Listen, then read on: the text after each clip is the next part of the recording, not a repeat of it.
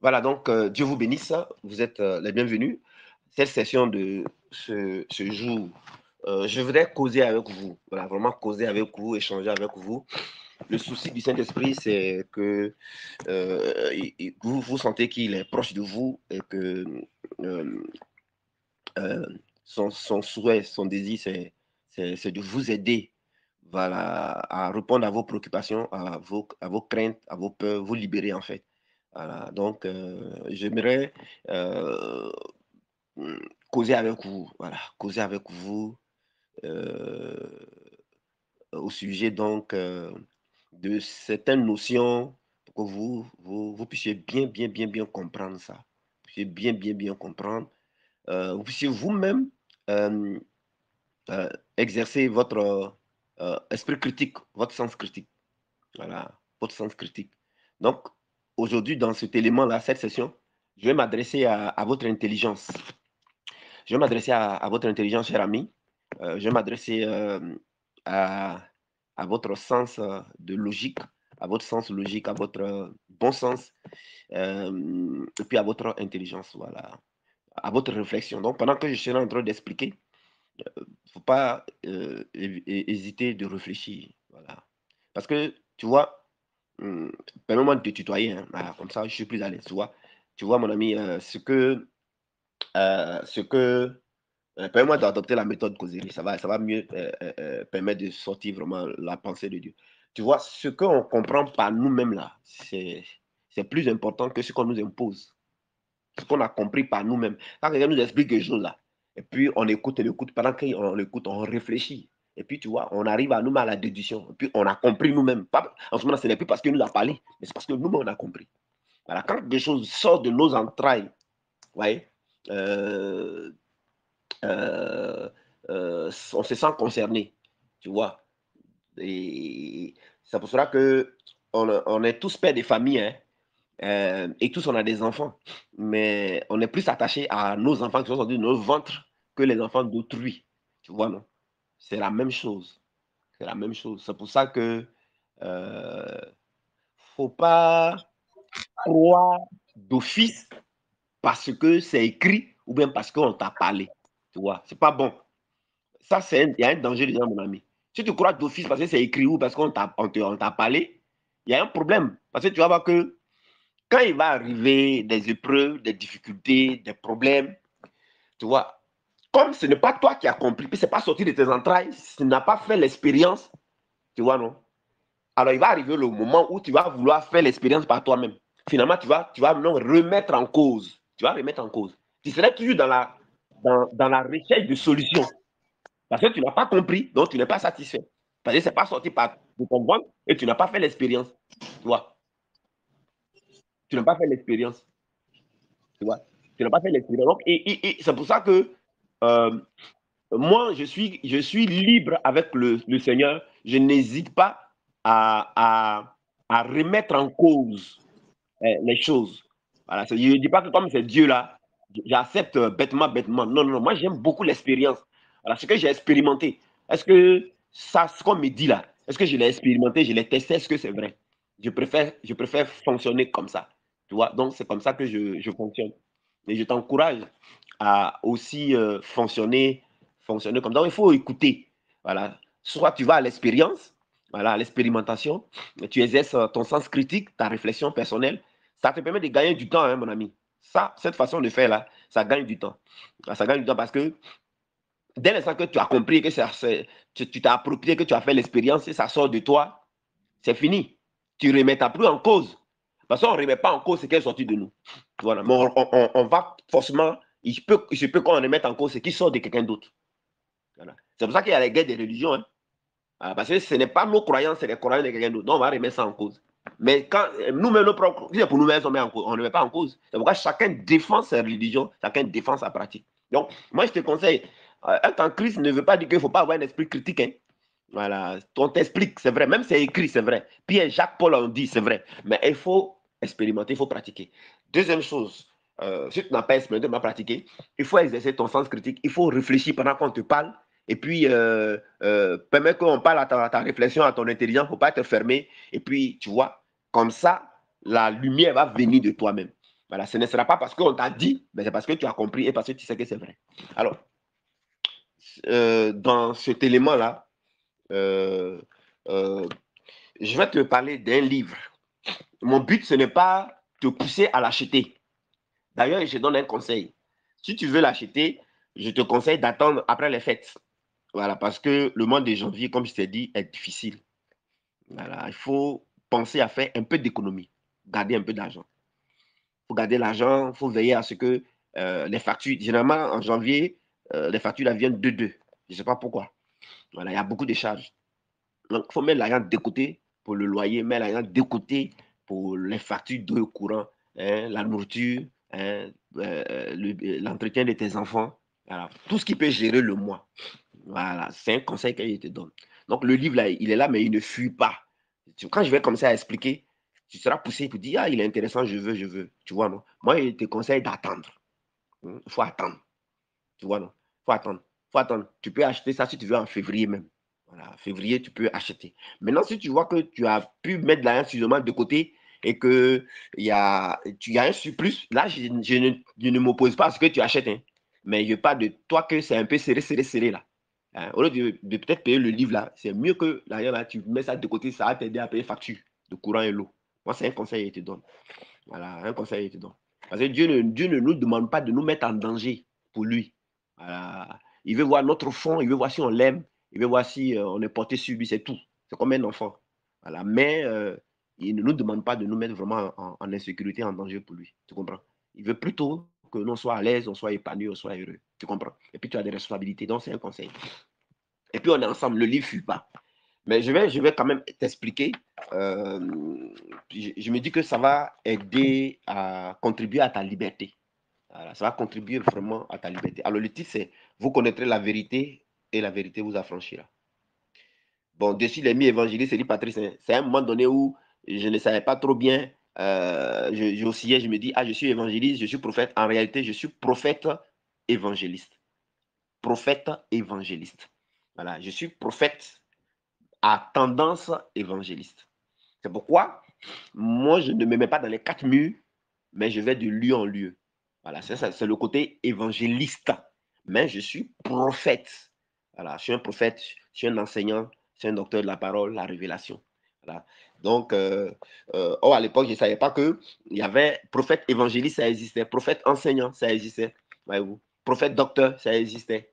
Voilà. Donc, je dis tantôt, je dis, ah, je suis prophète, tantôt, je dis, ah, je suis évangéliste. Mais après, le Seigneur m'a fait comprendre. Donc, je suis prophète évangéliste.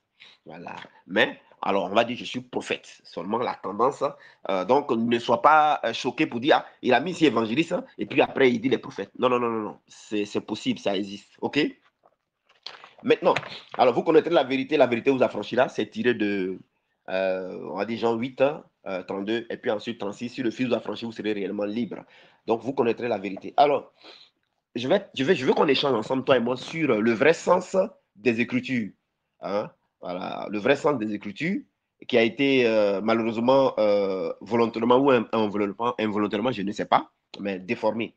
Alors, ces éléments-là, euh, si tu n'as pas le vrai sens, mon ami, et que le Seigneur est en train de travailler dans ta vie pour te libérer de la peur, de la crainte, de l'inquiétude, si tu n'as pas le vrai sens là, si je ne t'explique pas ces notions-là, ça va être un problème, ça risque d'être un problème pour toi. Ça risque d'être un problème dans la mesure où si tu entends ça quelque part, ou tu rencontres ça quelque part, expliqué de manière profonde, intéressante, jolie, ça risque de te perturber, ça risque de te paniquer.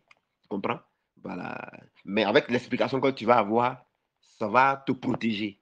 Voilà, de l'erreur, ça va te protéger des semi-vérités, ça va te protéger du mensonge, ça va te protéger donc de la peur, de l'inquiétude, de tout ce qui fait peur comme enseignement, tout ce qui apporte la crainte comme enseignement, ça va te protéger. Et le but du Seigneur, c'est que tu sois protégé de ce qui crée la peur, hein, que tu sois protégé.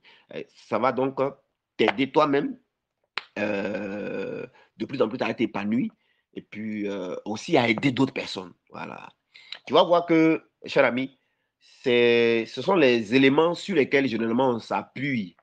Tu vois, on est dans les délivrances interminables qui ne finissent pas, qui nous volent notre vie, et puis qui nous prennent vraiment nos ressources, et qui nous prennent vraiment notre repos, notre joie et notre paix. Et puis on ne voit pas le bon côté du christianisme, le bon côté d'avoir accepté Jésus-Christ. Voilà, donc c'était très important. On ne va pas finir aujourd'hui, le livre est gros, il fait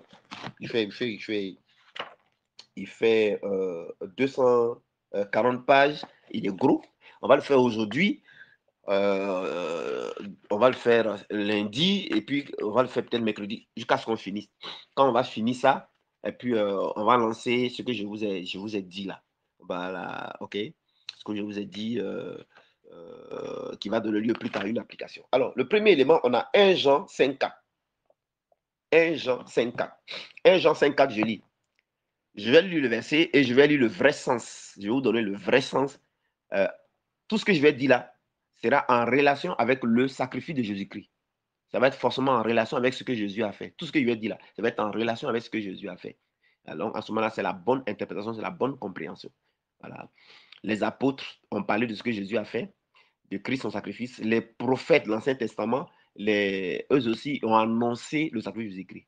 Voilà. Vous voyez, l'Église, on est bâti, on est fondé sur le fondement des prophètes et des apôtres. Et quel est ce fondement-là? C'est Christ crucifié, mort, ressuscité. Donc, quand on est chrétien, l'Église ou chrétien, là, il est son fondement, là, sa base, là, c'est le sacrifice de Jésus-Christ. Donc, tout ce qui n'est pas basé sur ce que Jésus a fait n'est pas sur le fondement apostolique, n'est pas sur le fondement biblique.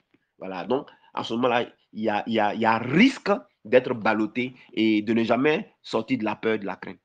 Voilà. Donc, vous allez voir que toutes les explications, vous allez entendre là, vous allez voir que tout sera pieux sur ce que Jésus a fait, ce que Jésus a fait, ce que Jésus a fait, ce que Jésus a fait. D'où ça, c'est comme ça que Dieu a commencé avec moi. Et puis maintenant, ensuite, vous allez voir qu'on parle à ce moment-là de la conscience de la vérité, de ce que Jésus a fait, la conscience de la vérité, de ce que Jésus a fait. Voyez, non? Voilà. Alors, c'est parti. Alors, 1 Jean 5.4, je lis. Parce que tout ce qui est né de Dieu triomphe du monde. Et la victoire qui triomphe du monde, c'est notre foi. Alors, le mot triompher là, c'est dans le Nouveau Testament. Donc, il faut que je comprenne le grec. Ou bien, j'aille voir un document grec qui va m'expliquer ce mot. Alors, moi, je ne comprends pas grec, mais j'ai des documents en grec qui permettent d'expliquer. Donc, allons-y. Triompher traduit le verbe grec qui veut dire conquérir. Et ça exprime l'idée d'avoir la victoire, supériorité, puissance conquérante et désigne une réelle supériorité conduisant à un succès écrasant. La victoire est totale. Elle est le contraire de la défaite. Voyez-vous. Mais alors, cette victoire, hein, celui qui est né de Dieu triomphe là, ça veut dire quoi?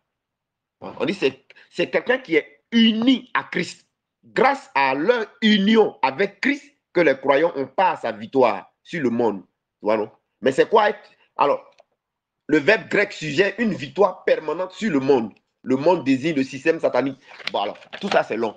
Alors, mais, quand vous aurez le livre, hein, vous allez voir les définitions grecques, tous ces détails-là, qui vont vous aider à comprendre le vrai sens. Voyez-vous? Voilà. Alors, le vrai sens ici, c'est quoi? Donc, triompher en grec veut dire nikao. Nikao rend l'idée des chrétiens qui s'accrochent à leur foi. Vous voyez? Nikao. Triompher, on ne parle pas ici de triompher des liens, on ne parle pas ici de triompher des fondements, on ne parle pas ici de triompher des alliances, c'est pas de ça qu'on parle ici.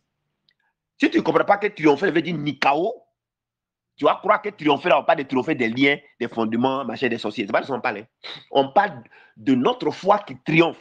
Mais comment est-ce que notre foi va triompher? Notre foi, c'est la conscience de la vérité du sacrifice de Jésus-Christ. C'est ça qui permet à un homme de triompher. Et vous avez vu, vous tous qui avez problème de mari de nuit, femme de nuit, lorsque le Seigneur vous a expliqué la vérité du sacrifice de Jésus-Christ concernant mari de nuit, femme de nuit, et que vous avez développé la conscience, vous êtes resté dans la conscience de cette vérité-là, vous avez nikao. Vous avez fait quoi? Vous avez nikao, c'est-à-dire vous avez triomphé du mari de nuit, femme de nuit. Vous avez nikao, vous avez triomphé. Je dis le mot triompher en grec, vous avez nikao. Vous n'avez pas prié, vous n'avez pas brisé, vous n'avez pas chassé, mais vous avez nikao. Vous avez triomphé. Qu'est-ce qui a triomphé? Qu'est-ce qui a nikao? C'est la conscience de la vérité que vous avez au sujet de ce que Jésus a fait concernant un mari de nuit, femme de nuit, manger, rêve, être poursuivi. Voyez-vous? Donc, si vous ne comprenez pas le sens de triompher qui veut dire nikao, qui est en relation avec la foi que tu as dans ce que Jésus a fait, parce que tant que tu as la foi dans ce que Jésus a fait, tu vas triompher de mari de nuit, tu vas triompher de malédiction, tu vas triompher. C'est la foi dans ce que Jésus a fait. C'est la conscience de la vérité dans ce que Jésus écrit là. C'est ça qui est Nikao. C'est ça qui triomphe. Ce n'est pas le jeûne.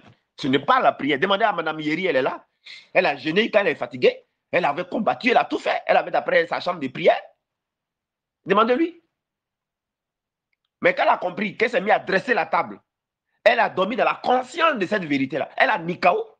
Elle a Nikao. Dans son témoignage, elle me rendait compte qu'elle prenait médicaments tous les soirs pour bien dormir. La pauvre. Elle prenait médicaments de l'hôpital pour dormir. Si elle prend médicaments, elle ne dort pas. Madame Yeri, fais ton vocal pour m'envoyer. Hein? Fais ton vocal. Donc, vous voyez. Vous voyez. Mais quand elle a compris la vérité de ce que Jésus a fait, et puis elle a maintenant exercé la conscience de la vérité en ça, elle a Nikao. Elle a Nikao. Elle m'a dit quoi? Elle dit elle dort tranquille, elle dort, elle est en paix, elle ne prend plus de médicaments, elle ne prend plus. Ça veut dire qu'elle fait des économies. Elle a Nikao, sans jeûne, sans prier, sans rien. Vous voyez, non? Donc, vous voyez, alors, si ça, je n'ai pas expliqué ça comme ça, si demain vous entendez une prédication, on dit et que, ça s'est tordu. Parce que tout ce qui est né de Dieu triomphe du monde. Voilà, Dieu dit qu'on doit triompher du monde. Il faut qu'on triomphe des sorciers, on triomphe des liens. Voilà, il faut avoir la victoire. Tu dois briser les liens pour avoir la victoire. Tu dois briser les fondements pour avoir la victoire. Tu dois faire jeûne sec, jeûne d'Albertine, jeûne d'Esther, jeûne de couture pour avoir la victoire. Mais ce n'est pas ça, ce verset-là, c'est pas ce que ça dit. C'est pas ça, ça dit. Allez, on continue. Voyez-vous? Donc, quand on dit qu'on est unis à Christ là, c'est une union de conscience dont on parle. Si tu restes dans l'union de conscience à la vérité de ce que Jésus a fait, tu es uni à Christ. Jean 15, 5 là. Jean 15, 1 à 5. Je suis le cerf, vous êtes les sarments. Celui qui demeure à ma parole, en moi et en qui moi je demeure là. Il parle de union de conscience. Tant que vous allez être conscient de la vérité de ce que Jésus a fait, vous êtes unis à Christ comme ça. Vous allez Nikao. Vous allez Nikao. Vous allez Nikao. Sans jeûner, sans prier, sans combattre, sans briser, sans tirer fusil, sans dépenser 5 francs, vous allez Nikao. Le frère qui est là, le frère, tu m'as envoyé ton témoignage, tu m'as parlé, hein? Il faut faire aussi vocal, tu m'envoies. Hein? Il faut faire ton vocal. Tu fais ton vocal la nuit où il n'y a pas de bruit, puis tu m'envoies. Voilà, il ne faut pas que ça dépasse 14 minutes. Hein? Voilà, si c'est long, tu fais 2. Voilà, le frère, il m'a entendu à la radio Chandelier, où j'ai expliqué la conscience de la vérité, où j'ai dit qu'il y a les gens qui avaient mari de nuit, qui avaient femme de nuit, mais ils ont dormi avec la conscience de la vérité que le Jésus-Christ dresse une table en fait des adversaires. Et que mari de nuit, il n'a plus touché. Il a écouté la vérité là. Et puis, il a compris. Et il a dormi à la conscience de ça, sans prier, sans rien faire. Il a Nikao. Lui, il avait problème d'esprit des eaux. Il dit, c'est fini. Il ne voit plus l'esprit des eaux là, c'est fini. Nikao. Il a Nikao. Donc, ouais, quand on dit la foi, ce n'est pas quelque chose qu'on demande d'exercer, ce n'est pas quelque chose qu'on demande de faire. Être uni à Christ, là, c'est la conscience de la vérité que tu as, de ce que Jésus a fait. Alors, on va avancer. Ouais, non? Ensuite, donc le vrai sens, on doit résister de façon ferme avec notre foi dans ce que nous avons compris et accepté de l'œuvre achevée de Christ, sans jamais céder ni varier d'un iota. C'est cela seul qui triomphe de ce monde et de son système. Ainsi, nous pouvons faire la différence à tous les niveaux sans être obligés de faire comme les gens du monde. Voyez-vous? Donc, comment triompher? Les gens dans les communautés n'arrivent pas à triompher. Ils pensent que quand on dit triompher du monde, triompher du bien, triompher des démons, c'est briser, c'est mettre le feu, c'est chasser, c'est tailler en pièces, c'est fatiguer. Non! C'est faire des hôtels, bâtir des hôtels, hein, briser les fondements, renverser, faire des hôtels, les offrandes de rachat, sacrifier. Non, ils n'ont rien compris parce qu'ils ne comprennent pas grec. Ils ne comprennent pas. On parle ici du triomphe de la foi. C'est la foi qui triomphe. Mais la foi, c'est quoi? C'est la conscience de la vérité. Pourquoi est-ce que vous n'êtes pas étonné que comment vous écoutez la vérité aujourd'hui, vous dormez avec la conscience et puis demain le problème a disparu. Vous ne voyez pas que c'est magnifique? Ce n'est pas un miracle ça? Moi, c'est ce que le Seigneur m'a dit. Quand il m'a appelé, il m'a donné Ézéchiel 47, 1 à 10. Lisez ça. Il dit, partout où l'eau va arriver là, tout va reprendre vie. C'est-à-dire que tous ceux qui vont écouter ce que Jésus a fait par ma bouche là, ce que Jésus a fait dans sa mort là, quand quelqu'un va m'entendre parler à la radio, vis-à-vis, en internet, en visible, quoi. Mais ça veut dire quoi là? Ça veut dire quoi? Ça veut dire que la vie va rentrer. La vie va vous rentrer. La vie. Et puis tout ce qui était mort là, ça revit. Vous n'avez pas besoin d'attendre une semaine. C'est-à-dire que dès qu'on a entendu la vérité, la vie est rentrée. La nuit, le lendemain, c'est terminé. La situation a changé. C'est ça qui se passe là. C'est Ézéchiel 47, 1 à 10 qui m'a donné. Et c'est ça qui se passe là. C'est la vie. La vie. La vie, frère. Et il dit le niveau de vie là va monter. C'est-à-dire plus vous serez exposé à ces enseignements-là. Vous êtes constant, vous êtes prêt. Attends, ça, ce n'est rien ce que vous vivez là, ça, ce n'est rien. On a continué 6 mois dans l'œuvre, on a continué 1 an, on a continué 2 ans, 3 ans, 5 ans, on va vous attraper. C'est-à-dire que plus les gens vont être exposés à cet enseignement-là dans les radios partout, le niveau là va monter. C'est-à-dire que plus vous restez dans la conscience là, vous grandissez dans le niveau de la conscience de ce que Jésus a fait là. Mais ça va monter, ça va vous noyer. Quand il va parler de liens, même vous n'avez plus croire. Vous avez ri au visage, vous avez dit, mais lui, il a fait pitié. Allez, on continue. Deuxième verset. 1 Jean 5, 4. Parce que tout ce qui est né de Dieu triomphe du monde. Et la victoire qui triomphe du monde, c'est notre foi. Voilà. La victoire qui triomphe du monde, c'est notre foi. Mais c'est quelle foi on parle ici? Quelle foi on parle ici? Ce n'est pas foi de briser les liens. Ce n'est pas briser les liens à foi. Ce n'est pas briser, racheter le succès avec argent. C'est pas ça qu'on parle. La foi dont on parle ici, c'est la conscience de la vérité de ce que Jésus a fait, que tu as là. Mes amis, c'est ça qui triomphe. Vous n'avez pas vu que ça a triomphé dans vos vies de mari de nuit. Vous n'avez pas vu que ça a triomphé des femmes de nuit. Vous n'avez pas vu que ça a triomphé de vous, on vous poursuivait, on ne vous poursuit plus. Vous n'avez pas vu que ça a triomphé de vous manger un rêve, vous ne mangez plus un rêve. Simplement parce que vous avez donné la conscience de la vérité que le Seigneur qui dresse une table en face de votre adversaire. Le frère qui m'a rendu son témoignage et qu'il ne voit plus l'esprit des eaux là, il m'appelle aujourd'hui, il me rend son témoignage et il me dit, mais lui, il rêve là, il ne voit plus femme de nuit, il ne voit plus l'esprit des eaux. Hein. Quand il a écouté la radio Chandelier, il m'a écouté là. Mais lui, il voit que quand il dort, il se voit au village. Alors, je l'ai regardé puis j'ai ri. Il dit, frère, je vais te poser une question. Tu as compris que le Seigneur Jésus-Christ fait ça, c'est pas ça? Quel est ta compris? Il dit non, que tu as dit que le Seigneur Jésus-Christ, ça nous a déplacés de la puissance des ténèbres, où les esprits des eaux là fonctionnent là. Ça nous a déplacés de là-bas. Et puis ça nous a envoyés dans un autre coin, un autre environnement, une autre maison, un autre pays, un autre espace, un autre royaume. Le royaume du Fils de Dieu. Là-bas, la femme de nuit ne peut pas rentrer, mari de nuit ne peut pas rentrer, quelque chose ne peut pas rentrer.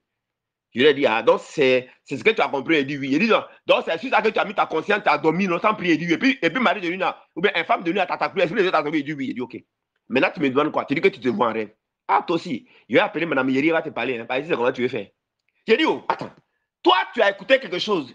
Et puis tu es resté dans la conscience. Et puis, comme à la radio, c'est là ma femme, non, comme à la radio, tu as parlé de femme de nuit, mari de nuit. Donc, lui, c'est pas ça, il a appliqué. Voilà. Mais, donc, lui, il ne sait pas que la même chose qui a pu vaincre mari de nuit, femme de nuit, là, la même chose là aussi peut aussi vaincre être au village. Et il dit, c'est vrai. Et puis il a expliqué, il dit, mon ami, même chose tu as compris qui a vaincu femme de nuit, mari de nuit, là, ça peut vaincre aussi être au village. Et puis donc je lui ai expliqué, il y a un langage terre à terre. Il a dit, mais si ça t'a déplacé, ça veut dire que c'est un sacrifice qui déplace. C'est un sacrifice de déplacement, de libération et de transfert dans un autre environnement où il n'y a plus mari de nuit, femme de nuit, où il n'y a plus esprit des eaux. Mais est-ce que ça ne te déplace pas aussi, ça ne t'enlève pas aussi au village pour t'envoyer dans un autre coin, un autre village qui est village de Christ ou qui n'est pas dans ton village? Il dit si, il dit, et puis là, il dit voilà, c'est fini, t'as compris. Ce monsieur-là, il va aller dormir la nuit, là, il ne va plus se voir dans son village. Il est là, puis il nous écoute. Il ne va plus se voir. Il ne va plus se voir. Je lui ai dit, mais ça, Mme Yeri, elle a compris. Elle dit à ton prophète, toi, tu dis que ça dresse une table en face de nos adversaires maladie. Mais moi, il t'apprend que. Elle pense que je ne sais pas. Elle dit, moi, il t'apprend que ce n'est pas maladie seulement. Hein. Tous les problèmes là, ça dresse table. Et puis, il a commencé à rire. Elle a utilisé son intelligence. Par exemple, ça peut dresser table en face de mari de nuit, femme de nuit. Ça peut dresser table en face de maladie. Mais ça peut dresser table en face de mari de nuit, femme de nuit. Ça peut dresser table en face de tu manges en rêve. Ça peut dresser table en face de tout ce que tu veux. Elle a compris. Merci là-bas, oui. Elle a compris. Amen. Donc, où est le sens? Où est le sens? Donc, tout ce qui triomphe, où tu es là, tu peux triompher de tout, hein? Mais avec la conscience de la vérité de ce que Jésus a fait là, tu triomphes de tout. On continue. Alors le vrai sens, c'est qu'il n'y a pas d'autre option possible et le monde et son esprit, Satan, ils le savent. Notre foi ferme, sans faiblir, ni céder, sur la vérité du sacrifice de Jésus-Christ et ses bénéfices, voilà l'unique garant de la victoire sur le monde, quoi qu'il fasse. Voilà le vrai sens. Ce n'est pas avec des liens, ce n'est pas avec des fondements, ce n'est pas avec des brisés. Voilà, moi j'ai décidé de ne pas m'attaquer aux croyants des autres maintenant. Voilà, je ne veux pas, ça, ce n'est pas mon travail. Il y a beaucoup de personnes qui vont venir écouter. Donc il y en a qui ont leur sensibilité. Donc je ne veux pas m'attaquer à croyants de quelqu'un. Voilà, c'est bon. Comme les pratiques que les autres font là, ça c'est leur affaire, ça ne me regarde pas. Comment ils font à la fin de l'année, ça me dira, ça c'est pas mon problème. Moi, je marche dans mon couloir, c'est ce que j'ai décidé de faire. Voilà. Donc, je vais mesurer mes paroles. Mes amis. Donc, vous voyez, dans 1 Jean 5, 18, nous savons que quiconque est né de Dieu ne pêche point. Mais celui qui est né de Dieu se garde lui-même et le malin ne le touche pas. Alors, ne le touche pas rend l'idée d'attacher, d'atteindre dans le but de nuire, puisque le croyant appartient à Dieu. Touche, ça vient du grec aptonei. Je n'aime pas ce que je suis en train de faire là. Moi, je n'aime pas ça. Vous n'avez pas besoin d'entendre les mots grecs là. Voyez, non? Ça vient du mot aptonei là. Ça vous sert à quoi? Est-ce que ça peut chasser mari de nuit? Ça peut chasser femme de nuit? Non. Bon, mais je suis obligé pour vous expliquer. Sinon, moi, je n'aime pas ça là. Hein. Après, il a dit que c'est un livre, il a écrit ça pour les pasteurs. Je n'aime pas cette façon de sortir des mots grecs, ça nous embrouille là. Moi, je n'aime pas ça, le frère. À côté, il a fait le livre là pour les pasteurs. Voilà. Pour qu'il ne se trompe pas de prédication et il ne dévie pas. Voilà. Mais bon, on va comment? Mes amis. Alors, se garder, ça vient du mot grec théro. Ça rend l'idée de maintenir, conserver, préserver dans l'état où nous sommes. Mais qu'est-ce qui peut préserver? Qu'est-ce qui peut terroriser quelqu'un? Qu'est-ce qui peut préserver, nous maintenir, comme mari de nuit, femme de nuit, manger à l'air poursuivi? C'est la conscience de qu'on a là. C'est ça qui nous maintient, qui nous préserve. Ce n'est pas le lien que tu as brisé. Brise lien, ça ne va jamais te préserver de mari de nuit. Chasse, purifie purige Satan, ça va, d'ailleurs tu vas purifier Satan même. Brise les liens, taille en pièces, fais tout ce que tu peux faire. Ça ne va jamais te préserver, ça ne va jamais te terréo. Ça ne peut pas te terréo, tu comprends? Ça ne va pas empêcher le diable de te toucher. Ça n'empêche pas mari de nuit de te toucher. Ça n'empêche pas femme de nuit de te toucher. Ceux qui te font manger à rêve là, ça ne va pas les empêcher de te toucher. Oppression, ça ne va pas empêcher ça. Sinon, les chrétiens n'ont pas fait des délivrances interminables. Ce qui empêche de toucher, d'être touché, être touché veut dire terrero en grec. C'est celui qui est conscient de la vérité de ce que Jésus a fait. Lui là, il est empêché d'être terrero par mari de nuit, par femme de nuit, par manger en rêve, par être poursuivi. Vous voyez qu'il faut que Dieu nous aide. Hein? Donc, nous savons que quiconque est né de Dieu ne pêche pas. Mais qui est né de Dieu? C'est celui qui a la conscience de la vérité de ce que Jésus a fait. Lui, c'est celui qui est né de Dieu. Ce n'est pas celui qui va à l'église qui est né de Dieu. Hein? Pas celui qui prêche, pas celui qui chante, qui prie, qui jeûne. Hein? Mes amis. Celui qui est né de Dieu se garde lui-même. Et le malin ne le touche pas. Mes amis. Alors, ce frère qui n'a plus été touché par femme de nuit, vous tous qui n'êtes plus touchés par mari de nuit, femme de nuit, pas là. Qu'est-ce qui a fait que vous n'avez pas été terroreux? Est-ce que c'est jeune? Est-ce que c'est prière? Est-ce que c'est combat? Dans votre témoin, vous avez dit que vous avez jeûné, ça n'a pas marché. Vous avez même dit que vous avez combattu. Vous avez fait offrande, ça n'a rien donné. Vous avez dit ça même. Vous avez brisé les liens, ça n'a rien fait. Vous avez fait cuit d'âme, ça n'a rien. Vous avez dit ça. Vous avez dit ça. Mais qu'est-ce qui a terroré? Qu'est-ce qui a fait que vous n'êtes plus touché? C'est la conscience de la vérité de ce que Jésus a fait, mes amis. Celui qui demeure dedans là, mes amis, il porte du fruit. Il porte du fruit, ça veut dire qu'il a résultat. Il porte du fruit, ça veut dire qu'il voit résultat. Il vit l'expérience que c'est vrai. Ça, c'est Jean 15, 1 à 5. Car sans moi, vous ne pouvez rien faire. Sans la conscience de la vérité de ce que Jésus a fait, vous ne pouvez rien faire. Vous ne pouvez rien, on ne peut rien faire. Moi-même, je ne peux rien faire. Aucune prière ne peut rien faire. Aucun jeûne ne peut rien faire. Aucun combat spirituel ne peut rien faire. Aucun taille en pièces ne peut rien faire. Mes amis, c'est la conscience de la vérité de ce que Jésus a fait en dormant dedans, en discréditant, en démystifiant, comme ma famille l'a dit, quand vous êtes... en faisant votre expérience, en essayant, en testant, mes amis, alors vous allez voir que vous n'êtes plus touché. Vous voyez, ce que j'écris, je vous explique. C'est ce que vous avez déjà expérimenté. C'est la conscience de la vérité de la croix. C'est pourquoi Jésus dit que je suis le chemin. Jésus, il est la vérité. Il dit, je suis le chemin de succès, vous cherchez, chemin de liberté, vous cherchez, chemin de ne plus être touché par mari de nuit, femme de nuit, ne plus manger à rêve, ne plus être dans les liens ancestraux, ne plus que vos vies ressemblent à vos parents, ne plus être dans les malédictions ancestrales, ne vous retrouvez au village, être dans l'eau, toutes les conneries là. Jésus dit que je suis le chemin. Hein. Je suis le chemin qui mène à ça. C'est-à-dire que je suis la vérité qu'il faut savoir. Et je suis le chemin qui mène, je suis la vérité. Je suis le chemin de cette vérité-là. Je suis la vie que vous cherchez. La vie, c'est-à-dire que quand tu vis, une vie, vivre et puis ne pas être touché par mari de nuit, vivre et puis ne pas être touché par femme de nuit, vivre et puis ne pas être touché par à manger en rêve, vivre et puis ne pas être poursuivi, vivre et puis ne pas être programmable, vivre et puis là. Vivre et puis tu n'es plus dans ce célibat là. Je dis que je suis la vie de ça. Hein. Ouais, comment le Seigneur explique ces versets là. Ouais, non. Ouais, mais c'est pas la même chose. On continue.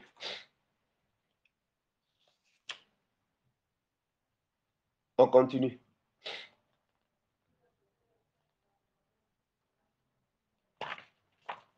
Mes amis. Alors, on va lire un autre test. Jean 10, 10. Par Jean 10 là, attention. Si vous n'avez pas la bonne compréhension aussi, on va prendre Jean 10 là pour vous paniquer, hein, pour vous mettre dans la peur. Hein. Alors, le but de cet esprit, c'est de vous enlever dans la peur. Il faut que vous quittez dans la peur d'abord. Et on quitte dans la peur en faisant l'expérience de la vérité de ce que Jésus a fait. On fait l'expérience sur la vérité de ce que Jésus a fait. On fait nous-mêmes notre expérience. Vous devez avoir la vérité. Dieu vous donne ça maintenant ici. Maintenant, allez-y maintenant, essayez la vérité, la testez, dormez avec, faites ce qu'on vous dit là. Et puis vous allez voir. Alors Jean 10, le voleur ne vient que pour dérober, égorger et détruire. Moi, je suis venu afin que les brebis aient la vie et qu'elles soient dans l'abondance. Ouais, non? Et qu'elles soient dans l'abondance. Alors, on va citer les mots. Abondance, c'est quoi? Abondance, ça vient du mot grec. Parce que c'est dans le Nouveau Testament, ce verset est sorti. Jean 10, c'est le Nouveau Testament. S'il était Ancien Testament, il serait obligé de parler hébreu ou bien trouver un document en hébreu qui explique. Mais ici, on est dans le Nouveau Testament, c'est le grec.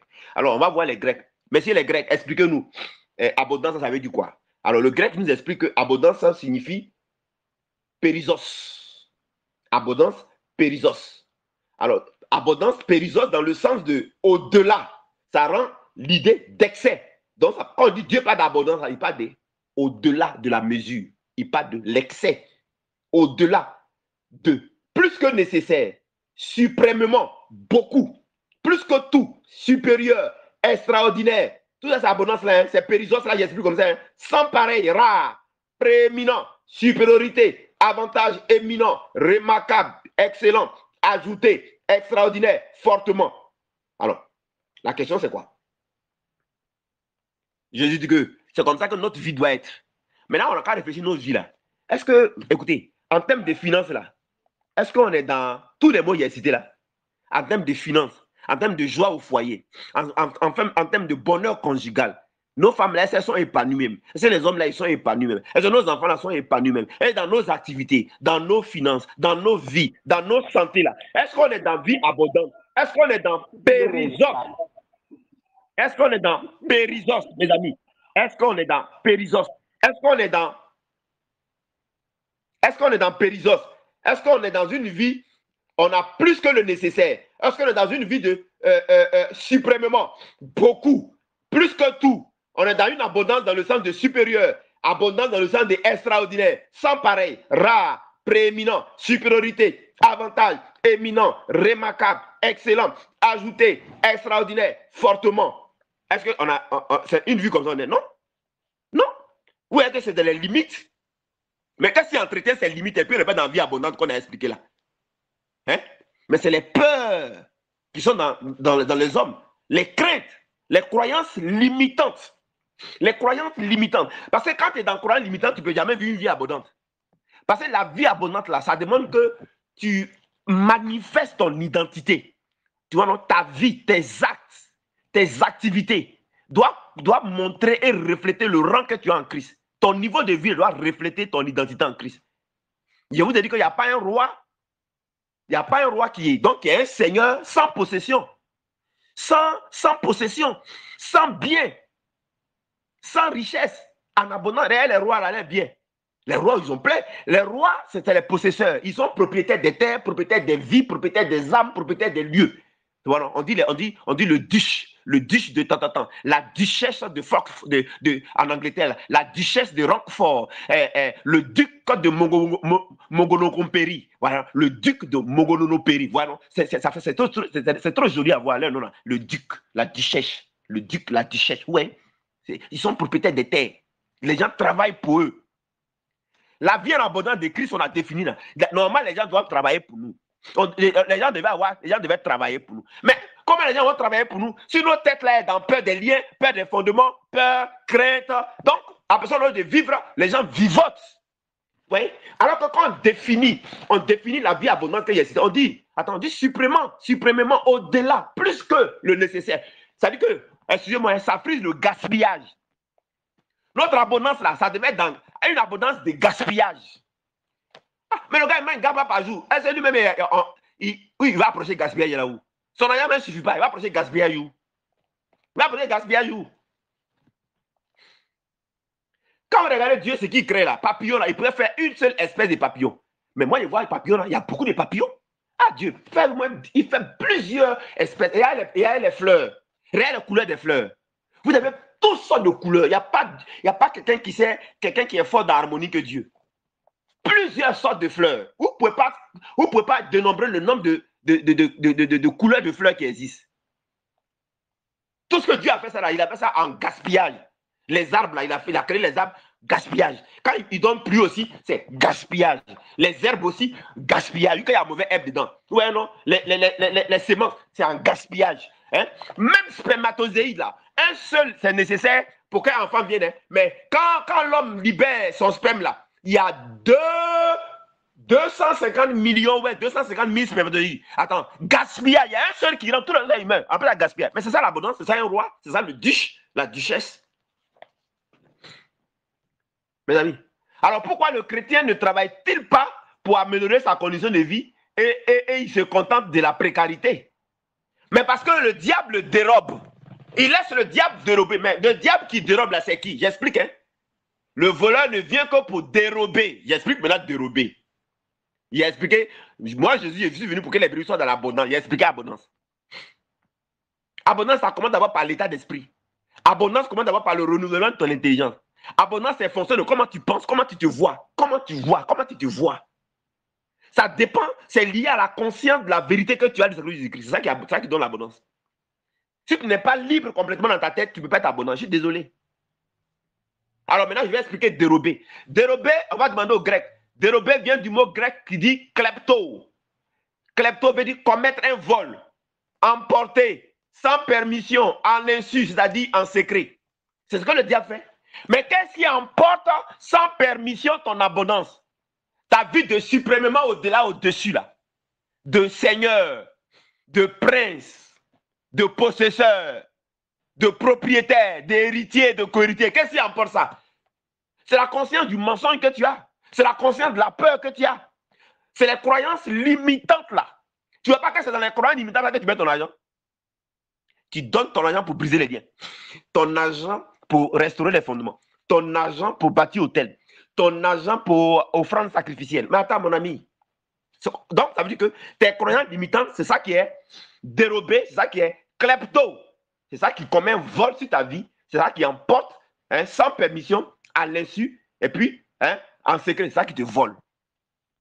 C'est ça qui te vole. Alors, vous vous dites que non, le diable, c'est lui qui me vole. Allez, c'est un sorcier. Feu, feu. Mais ce verset ne dit pas qu'il faut mettre feu sur le sorcier. Le sorcier, ce n'est pas celui qui te vole. Hein. Le sorcier ne te vole pas. Le diable ne te vole pas. Les démons ne te volent pas. C'est la conscience du mensonge, la peur qu'ils t'ont mis dans la tête là, avec les enseignements limitants, les croyances limitantes qu'ils ont mis dans ta tête là, c'est ça qui te vole. C'est ça qui te paraît, c'est ça qui te bloque. Tu vois? C'est ça qui te bloque. Après ça, il va terminer. Hein. Je ne suis même pas arrivé loin. Hein. Je suis à la page 43. Ouais, il ne veut pas faire c'est pas facile de faire cet exercice-là. Non, c'est ça qui te dérobe. Donc, mon ami, donc, ça veut dire que tu fais une erreur quand tu tires sur le diable. Oh, je mets le feu sur le diable. On dit, on va prendre les portes. On va détruire le feu sur le diable. Le feu. Mais tu vois que ça n'a jamais brisé le dérobage là. Tu es volé. Peut-être que tu te trompes. Toi, tu tires où il ne faut pas. On te parle de ta mentalité, de ton état d'esprit, de la conscience, de la vérité avec quoi tu ne vis pas. Toi, tu tires sur des individus. Ça ne marche pas.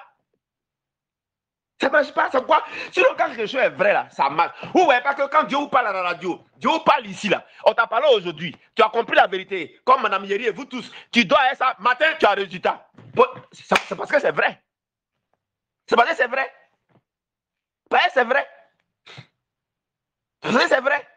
Parce que tu as démystifié la croyance limitante dans ta tête Mais le diamant n'est pas bon. Les croyants limitants, c'est pas bon. Même ça nous vole nos sommeils. Ça vole ton sommeil. Ça vole le temps que tu as passé avec ta femme et tes enfants. Je vous pose une question. Est-ce que même, dites-moi, depuis, ça remonte à quand tu as néga un peu ta femme comme ça, puis vous avez comme, vous jouez un peu de la cour, vous courez, vous jouez. Ça remonte à combien de temps? Dis-moi. Mais tu peux pas. Tu peux pas. Tu es dans le croyant limitant. Ça t'a volé. Ça, on t'a volé ça là. Passer du temps avec ta femme là, on t'a volé. Normalement, tu es en fin d'année. Ta femme, excuse-moi, hein, mais tu couches à elle. Ensuite, tu l'enceintes. Ensuite, elle porte grossesse 9 mois, ce qui est difficile.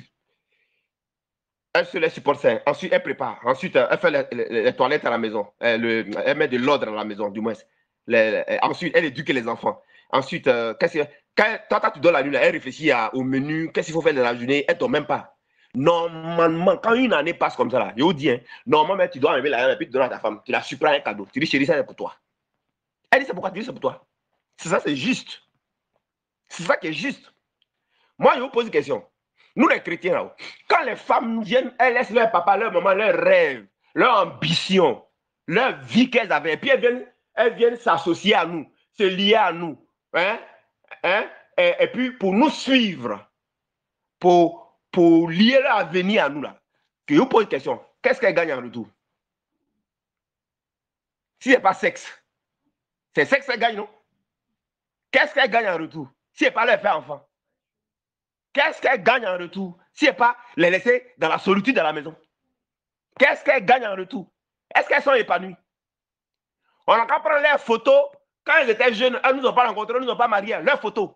Et puis quand elles nous ont mariés, 5 ans après, on a qu'à regarder leurs photos. Non, on a qu'à regarder leurs photos. Elles gagnent quoi? Leur rêve là, c'est détruit, c'est envolé. C'est fini. Année n'a pas passé, hein. Tu ne seras même pas capable d'enlever 100 000, 200 000, 300 000 pour dire à ta femme, tiens, ça est pour toi. Tu ne peux pas faire ça. Hein? Tu ressembles à ton papa, excuse-moi, mais pourquoi? Je ne comprends pas. C'est-à-dire que, parce que tu es dans la même croyance limitante. Ton papa, c'est comme ça qu'il a traité ta maman. Ton grand-père, c'est comme ça qu'il a traité. Donc, c'est comme ça dans la tradition. C'est comment vous avez perpétué les choses qui n'ont rien à voir avec la Bible, qui n'ont rien à voir avec la parole de Dieu là. Toi aussi, tu es fils là. C'est comme ça que tu es venu te comporter. Il y a quoi? Est-ce qu'elle a côté l'esclave? Je dis, qu'est-ce qu'elle. Nos femmes là, elles gagnent quoi à nous? Si ce n'est pas le sexe. Tu crois que ça vaut de coucher avec quelqu'un qui est venu nous marier? Si c'est ça, elle pourrait rester sans se marier et puis coucher avec les gens. Si elle fait enfant là, elle n'a pas besoin de se marier, elle fait enfant. Vous avez compris? Vous prenez les enfants des gens, ils deviennent vieilles, elles sont là. Ça remonte à quand la dernière fois où vous avez joué ensemble? Non, il faut qu'on réponde. Mais vous savez pourquoi on ne peut pas le faire? Parce que on est victime de klepto, dérobé. Dérobé. Le bon sens là, on nous a volé ça. Tant que tu n'es pas libre, tu as peur là. Tu ne peux même pas faire les choses minimum essentielles. Tu ne peux pas. C'est-à-dire que tu vis avec ta femme, hein, mais en fait, elle vit comme si elle n'était pas mariée. Ta présence, c'est comme ton absence. Moi, je pose une question. Normalement, là, elle avait ses ambitions, elle avait ses rêves. Donc, normalement, quand elle vient nous marier, là, elle doit avoir ce qu'on appelle une valeur ajoutée. Hein. Elle doit recevoir un plus. Je vous pose une question. Quel est le plus qu'elle reçoit? Vous savez ce qui fait ça? Et les parents traitent mieux les femmes que souvent les chrétiens. Hein? Parce que vous, leurs croyances dans vos têtes, croyances ont mis dans nos têtes, là, depuis nos parents d'abord, y compris à l'église, c'est venu à l'église, mais ça a augmenté même. À l'église, c'est aggravé. Hein? Vous mettrez les enfants des gens dans l'esclavage comme ça? Hein? Dans le machisme? Et elles aussi, là, comme elles sont dans les croyances limitantes, elles pensent que si elles revendiquent, c'est mauvais. Donc, elles sont encore les pauvres. Si elles parlent, elles vont en enfer. Si elles réagissent, elles vont en enfer. Si elles réagissent, on dit qu'elles ne sont pas soumises. Elles sont dans l'esclavage. Toi, tu peux rester dans Bamoukoumé. C'est-à-dire qu'une cuisine où il y a fumé. Non, c'est une question que Dieu nous adresse. Elle gagne quoi? Question. Ah, yo. Même travailleur, là, il a salaire. C'est qu'elles font, là. Si on va mettre salaire, elles savent que c'est elles qui préparent, là, dans les restaurants, c'est elles qui préparent, là, elles ont salaire. Elles préparent la maison pour nous, là. Où est le salaire? Même quand les gens vont coucher avec les prostituées, là, on les paye. Quand toi, tu couches avec ta femme, là. Mais attends, les gars, ne me faites pas parler ce soir, là. Non, hein, non, tu vois. Alors, Dieu fait cette parenthèse-là pour montrer combien de fois les croyances limitantes, là, c'est ce qui nous volent, hein, c'est ce qui dérobent, hein, c'est ce qui volent. Décembre, là, va passer vieux. Vous allez dans janvier. Dis quand un an est passé, tu ne vas même pas donner l'argent du poche à ta femme. Si tu lui as donné 200 000, 300 000, 600 000, ça fait quoi? Moi, je te pose une question, ça fait quoi? Ça fait quoi? Toujours, je n'ai rien, je n'ai rien, je n'ai rien, je n'ai rien. Ah bon? Dans la mariage, je n'ai rien.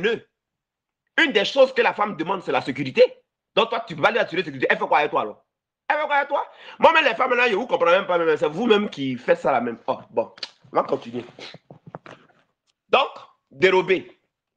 Ensuite, égorger. Égorger, le mot grec dit tuo. Tuo veut dire égorger, veut dire sacrifier, massacrer, abattre. Mes amis, égorger, tuo, sacrifier, massacrer, abattre, tuer. Et enfin, détruire. Il vient pour égorger, voler, détruire. Ça vient de apolume. Apolumie, ça veut dire faire périr, démolir entièrement. Je termine par ça. Hein. Mettre en ruine, rendre inutile, livrer ou consacrer à la quoi? À la misère. Ouais, le mot est sorti. Hein. Livrer ou consacrer à la misère. Et on dirait que ça ressemble à la vie de beaucoup de chrétiens. Hein. À la misère éternelle. Hein? Être perdu. Alors le vrai sens, c'est quoi? On nous montre ici le but de Satan à travers les croyances limitantes. Les croyances qui font peur, qui inquiètent, qui créent la crainte, qui créent le souci, qui créent l'inquiétude là. Qui épuisent les gens, qui mettent les gens en fatigue. Lien à fondement, brisé, hôtel, malédiction, brisé, machin, tout effort humain là. Effort humain là, c'est pas ça que Satan prend. Les croyances limitantes. Le but du diable, c'est de vous faire perdre du temps. Voilà le vrai sens de Jean 10:10. Quand le diable vient, son but, c'est de vous faire perdre du temps. Dans les croyances limitantes qui font peur, qui inquiètent, qui manifestent la crainte, qui manifestent le souci, qui mettent les efforts humains et non pas ce que Jésus a fait, et non pas se reposer dans la conscience de la vérité de ce que Jésus a fait. En ce moment, le but du diable, c'est de vous faire perdre du temps. Regardez les dérivants interminables. Combien de fois les gens perdent du temps? 30 ans, 50 ans, ils sont dedans. Quand d'autres vieilles, ils sont morts dedans. Il y a quoi? Vous faites perdre du temps dans des délivrances interminables. Au lieu de travailler à améliorer vos conditions de vie, à refléter votre identité en Christ. Mais tu n'es pas conscient de ton identité, tu n'as pas la conscience de la vérité. Comment tu vas marcher dedans? Comment tu vas savoir que quand un roi mange, il ne finit pas son assiette? Comment tu vas savoir ça? Comment tu vas savoir quand un roi mange, il ne finit pas son assiette? Comment tu vas savoir ça? Comment tu vas savoir qu'un roi, un vrai époux comme Christ ajoute une valeur ajoutée à sa femme? Jésus, là, il nous ajoute des valeurs ajoutées. C'est pourquoi on l'aime, c'est pourquoi on est attaché à lui. Il nous rend belle, irréprochable, irrépréhensible, sans tâche. Ouais, non? Il nous valorise. Il nous rend libre. Il nous met dans le repos. Il nous épanouit. Ça, c'est valeur ajoutée. Hein. Depuis que Jésus nous a mariés, là, il nous épanouit. Quand Jésus nous a mariés, il a changé notre vie. Toi, tu as marié ta femme, tu as changé sa vie. Sa vie a changé. Nos femmes, là, leur vie, là, ça a changé.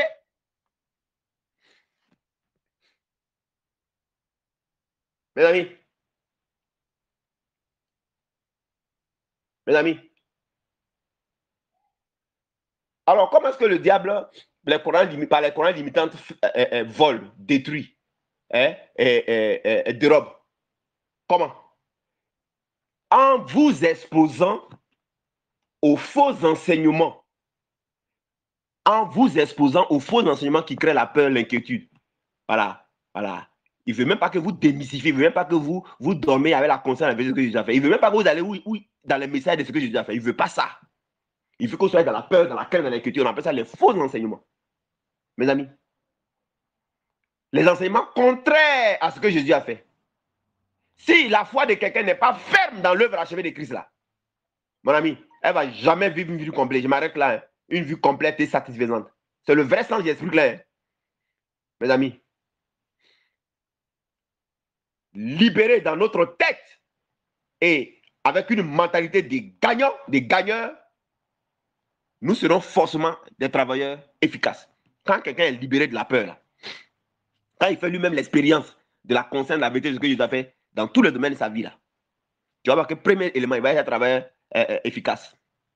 Son foyer, sa vie va ressembler à un paradis. Vous n'avez pas vu que quand Dieu a voulu faire le premier mariage couple, là, Hein, il a voulu marier son fils Adam, là. Quand il allait chercher une femme à Adam, qui est Ève, là. Vous n'avez pas vu que Dieu a déjà tout apprêté Adam, là, dans le jardin, là, il y avait tout. Il y avait tout. Et la vie d'Ève, là, il y avait une valeur ajoutée. Hein? Nos femmes, là, depuis qu'elles sont venues nous marier, là, je vous pose une question. Quelle est la valeur qui a été ajoutée? Non, on n'a qu'à répondre. Préparez l'argent de côté et puis donnez ça à vos femmes à la fin. Là, hein. Avant 31 ans, prenez l'argent, mettez l'enveloppe, donnez à vos femmes. Là, hein. Donnez à vos femmes. Hein. Donnez à vos femmes. Prenez de l'argent, mettez dans l'enveloppe. Beaucoup d'argent, mettez dans l'enveloppe. Puis donnez à vos femmes. Vous avez compris? Allez, je m'arrête là pour aujourd'hui. Je suis à la page. Retenez la page, hein, vous allez me rappeler la prochaine fois. Je suis à la page. Je vous dis, prophète, c'était à la page 45. Page 45, on va s'arrêter là. Et on se retrouve. Les femmes, là, revenez-moi. Hein. Si votre mari vous a rien donné là, vous me revenez. Je ne vais rien lui faire. Hein. Je ne vais rien lui faire. Ah, il ne va rien faire. Donc, baissons la tête. 2 minutes, une seconde, ensemble, remercions le Seigneur.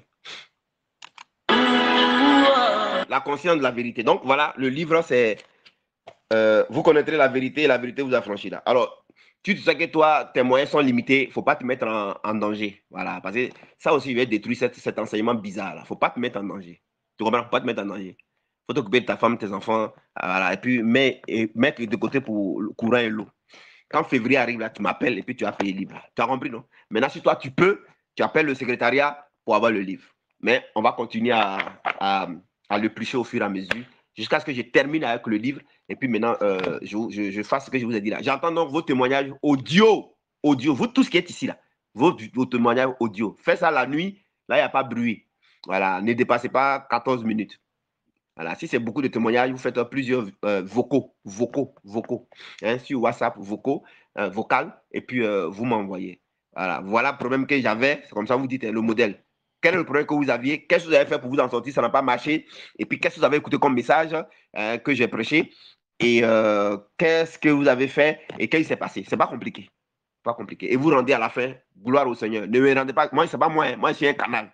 Voilà, vous mettez Jésus devant. Mettez toujours Jésus devant. Mettez Jésus devant. Mettez Jésus devant. Mettez le Saint-Esprit devant. Mettons ensemble le Saint-Esprit devant. Vous avez compris?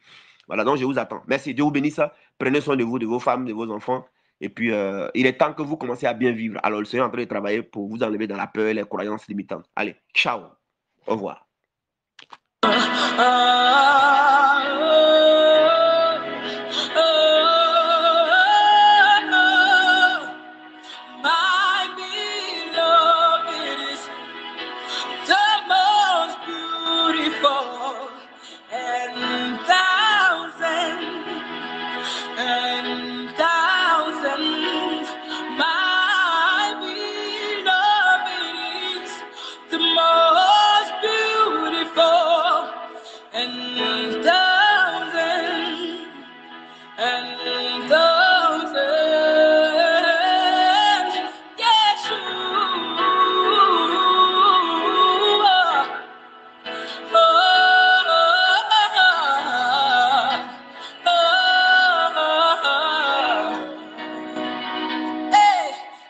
Yeshua.